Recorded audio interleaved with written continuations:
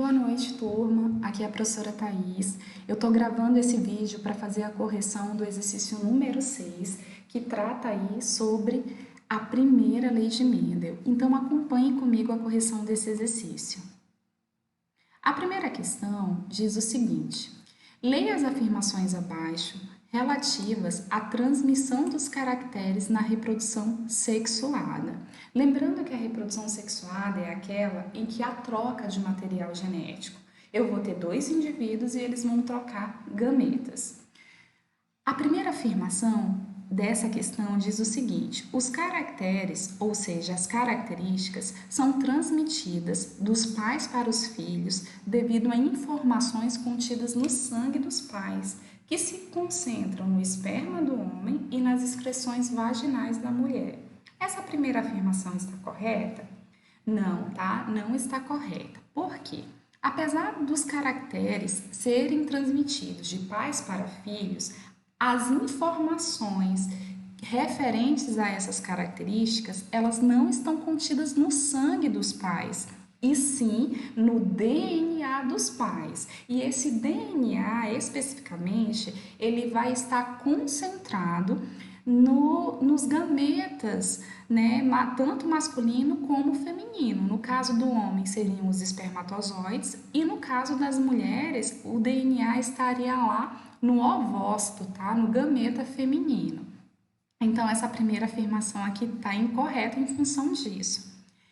Já o item 2, ele fala o seguinte: os caracteres são transmitidos dos pais para os filhos devido a informações contidas no interior das células reprodutoras masculinas e femininas, chamadas gametas, que se unem na fecundação. Essa afirmação indicada em 2, ela está correta? Corretíssima, tá, gente? Não tem um erro aqui, tá? As informações referentes às características transmitidas dos pais para os filhos, elas estão contidas no interior das células reprodutoras, então tá corretíssimo. E essas células se unem na fecundação, no momento da fecundação, então tá perfeita a afirmação 2. Vamos agora para a afirmação número 3. Os cromossomos existem aos pares nas células e os genes ocupam um lugar definido no cromossomo, chamado locos gênicos. Assim, os genes também existem aos pares. Os pares de cromossomos semelhantes são chamados cromossomos homólogos e os pares de genes que ocupam o mesmo locus nestes cromossomos são chamados genes alelos. Essa afirmação indicada em 3, ela está correta? Tá correta sim, tá, gente? Tá certinho.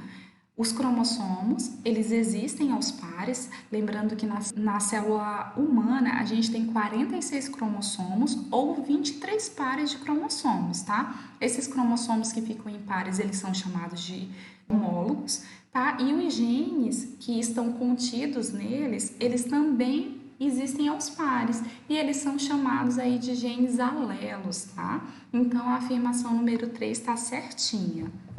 Então, na questão 1 estão corretas a afirmação indicada em 2 e 3.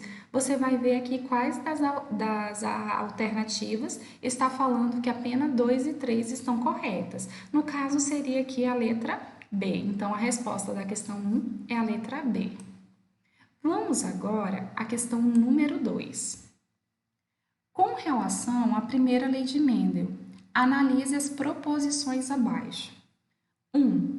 Cada característica de um organismo é condicionada por dois fatores, genes alelos, um proveniente do pai e o outro da mãe.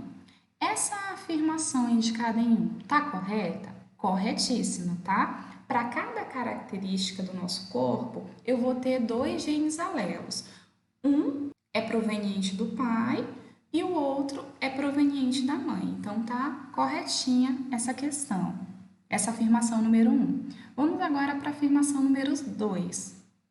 Os dois fatores do par, ou alelos, são transmitidos para cada gameta no momento da sua formação.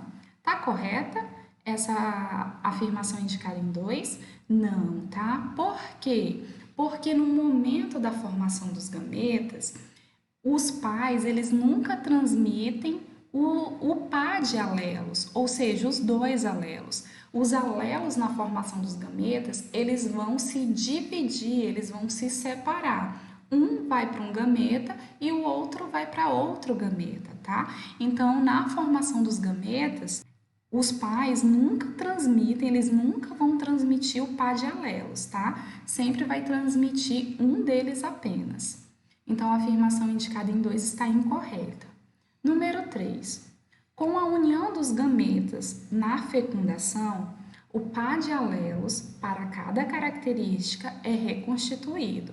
Perfeito, tá? Eles se separam justamente porque na hora da fecundação, esse par de alelo vai se reconstituir, tá? O espermatozoide vai trazer o alelo dele, como ele vai adentrar o ovócito, ele vai encontrar lá o alelo feminino, tá? O gene alelo feminino, e aí o par vai ser reconstituído. Então, a afirmação indicada em 3 também está correta.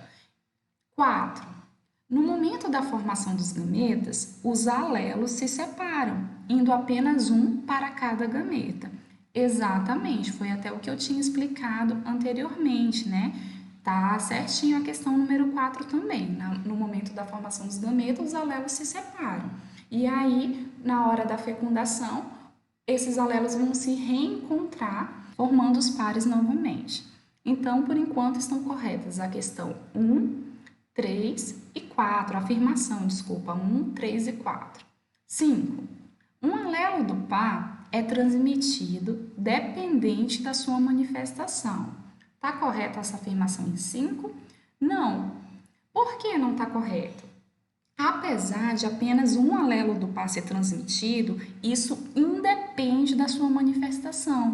Então, o item 5 está incorreto. Então, estão corretas apenas as afirmações indicadas em 1, 3 e 4. Então, você marcaria aqui a letra C na questão número 2.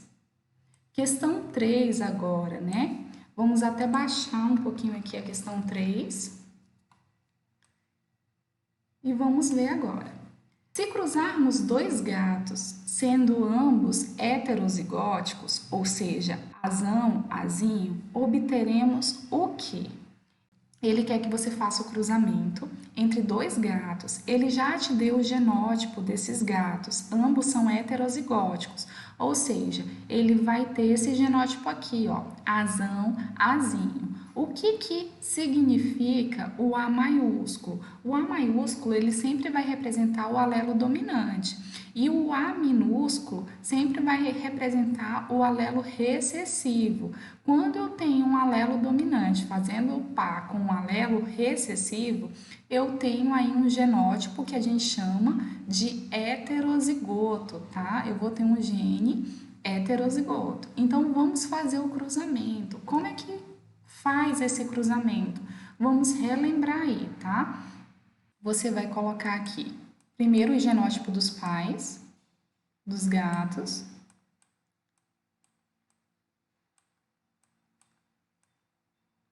E depois você vai fazer esse cruzamento. Como é que eu faço esse cruzamento? Eu tenho que cruzar esse primeiro alelo aqui, representado pelo A maiúsculo, com esse dois alelos aqui. E depois eu tenho que cruzar esse A minúsculo, também formando par com esses dois alelos aqui. Então, vamos lá. Azão vezes azão dá o quê? Azão, azão. É só se você tiver dúvidas, juntar a letra, ó. Eu vou pegar essa letra maiúscula junto com essa letra maiúscula desse lado, dá o quê? 2A maiúsculo. A gente fala azão, azão. Agora eu vou cruzar esse A maiúsculo com esse A minúsculo. Azão vezes azinho dá o quê? Azão, azinho. Agora que eu já fiz o cruzamento desse primeiro alelo com esses dois, eu tenho que fazer desse segundo alelo com esses dois também.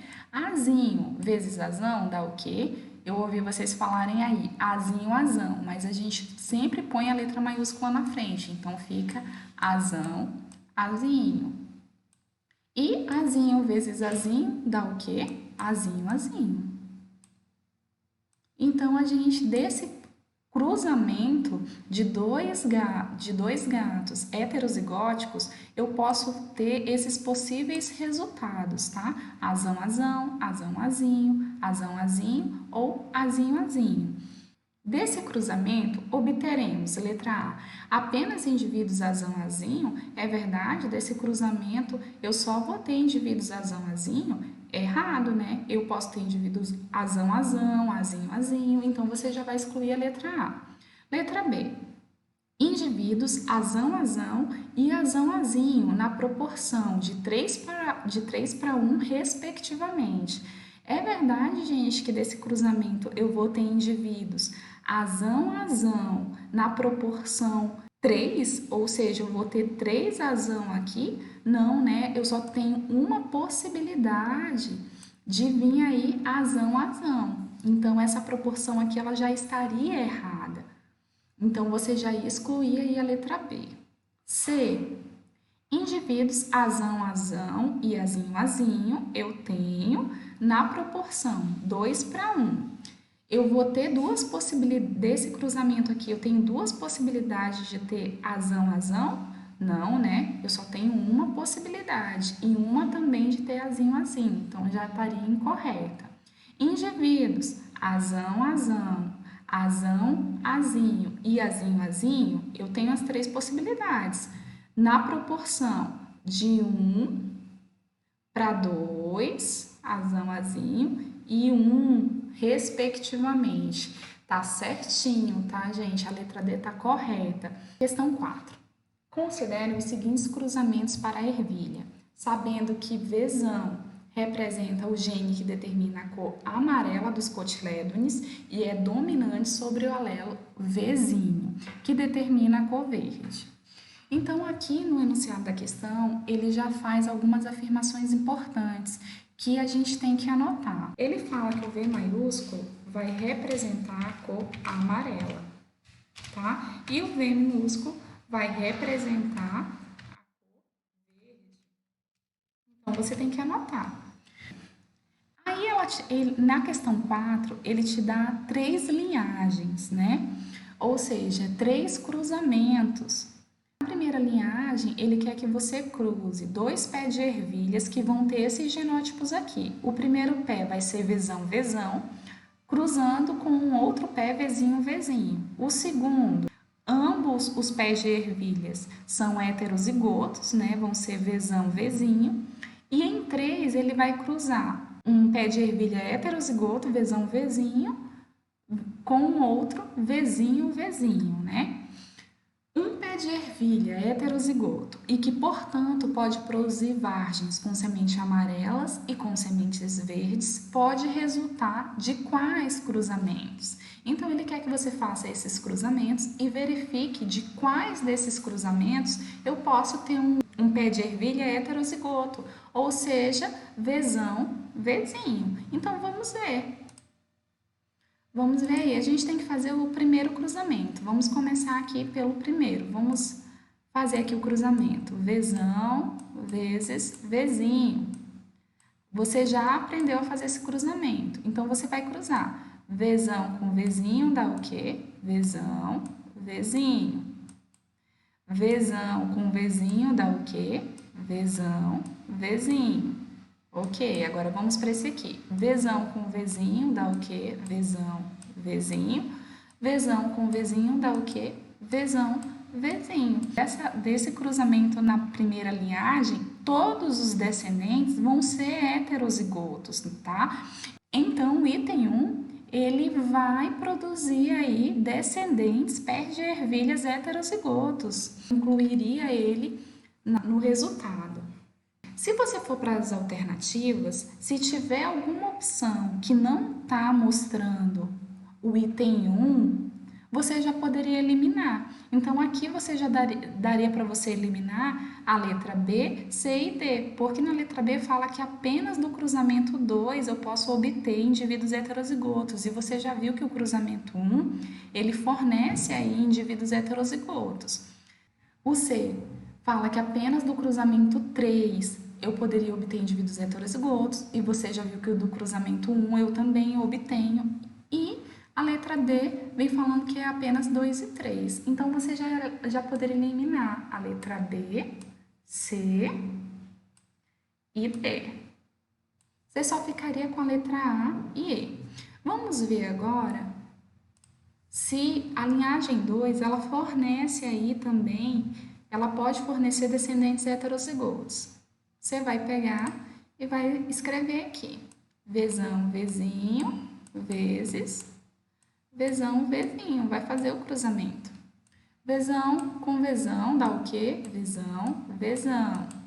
Vzão com Vzinho dá o quê? Vzão, Vzinho. Vzinho com Vzão dá o quê? Vzão, Vzinho. Lembra que a gente sempre põe a letra maiúscula na frente. Vzinho com Vzinho dá o quê? Vzinho, Vzinho. Desse cruzamento aqui da linhagem 2, eu posso obter indivíduos heterozigotos? Posso. Olha aqui, ó, os indivíduos heterozigotos. Então, você já ia encaixar a linhagem 2, ela também pode produzir.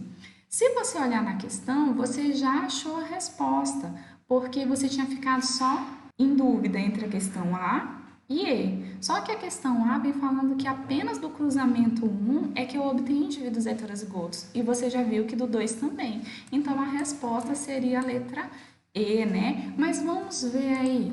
Vamos fazer o cruzamento também da linhagem 3.